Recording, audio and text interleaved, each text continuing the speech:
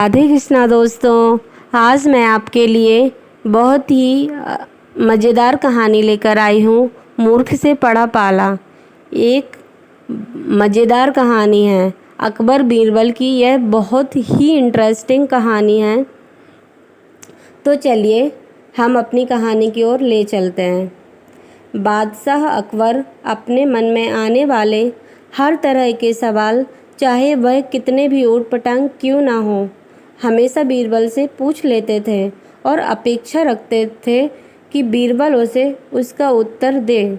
एक बार अकबर और बीरबल एक साथ बैठे हुए थे।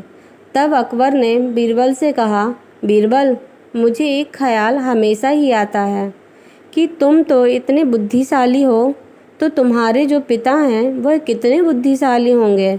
और मेरा मन है कि एक दिन तुम्हारे पिता को ज़रूर मिलूं और देखूं वह कितने बुद्धिशाली हैं।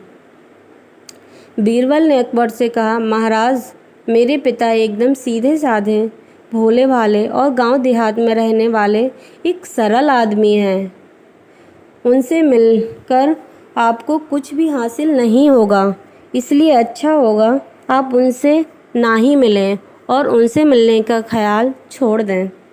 अकबर को लगा बीरबल शायद इसलिए अपने पिता से मिलवाना नहीं चाहता है क्योंकि हो सकता है उसके पिता उससे भी ज़्यादा बुद्धिशाली हों और अपने से ज़्यादा बुद्धिशाली व्यक्ति को मेरे सामने लाकर वह अपना महत्व कम नहीं करना चाहता। अकबर ने बीरबल की एक न मानी और हुक्म दिया कि अगर 8 दिनों में उसने अपने पिता को उनसे नहीं मिलवाया तो परिणाम अच्छा नहीं होगा। बीरबल के पास और कोई चारा ही नहीं बचा, तो बीरबल ने अपने पिता को संदेश भिजवाकर बुलवा लिया। बीरबल अब सच में दुविधा में था क्योंकि उसके पिता सच में बहुत ही साधारण आदमी थे, बहुत ही भोले भाले थे। बीरबल ने अपने पिता को अच्छे नए कपड़े खरीद कर दिए और उन्हें एक बात कही कि कुछ चाहे कुछ भी हो जाए, अकबर कुछ भला बुरा कहे या गुस्सा करे, आपको उनके सामने मुंह नहीं खोलना है। बीरबल के पिता अपने बेटे की बात मानकर अकबर के सामने चले गए। उनको देखते ही अकबर ने पहचान लिया कि यह बीरबल के पिता हैं, लेकिन सिर्फ बात शुरू करने के लिए अकबर ने कहा, क्या आप ही बीरबल के पिता हैं? बीरबल के पिता बिना कुछ बोले वहीं शांति से खड़े रहे, जैसे उन्हें अकबर की भाषा समझ ही नहीं आ रही। अकबर ने एक के बाद एक कई सवाल किए। आपके गांव का नाम क्या है? आपके गांव में कौन कौन रहता है? गांव में सभी लोग कैसे हैं? इस साल बारिश कैसी हुई? फसल कैसी हुई? लेकिन बीरबल के पिता अपने बेटे के समझाए अनुसार एक ही शब्द नहीं बोले। अकबर को गुस्सा आ गया और वह बड़बड़ाने लगा, कैसे मूर्ख से आज पाला पड़ गया। मेरी हिम्मत मारी गई थी जो ऐसे मूर्ख को अपने पास बुलवाया, जो इतने सरल सवालों के जवाब भी नहीं दे सका। मूर्ख शब्द सुनकर बीरबल के पिता को मन ही मन काफ़ी गुस्सा आया, लेकिन फिर भी वह शांत रहे क्योंकि उनके बेटे ने उन्हें मना किया था। आखिरकार अकबर ने उन्हें जाने के लिए कह दिया।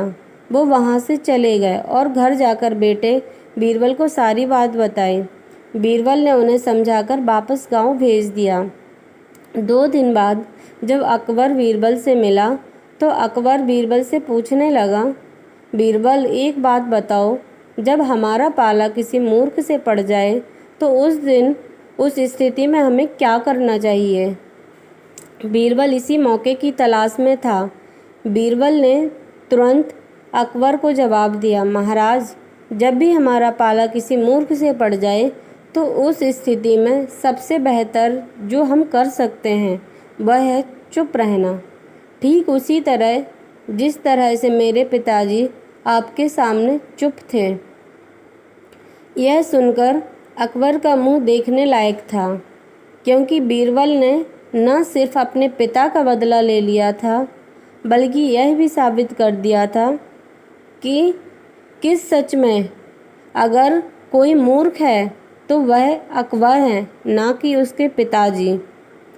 दोस्तों, हमेशा की तरह इसी उम्मीद के साथ कि आपको मूर्ख से पड़ा पाला एक मज़ेदार कहानी पसंद आई होगी और आपने हमारी कहानी को पूरे तरीके से सुना होगा, इसलिए मैं आपको दिल से धन्यवाद करती हूँ।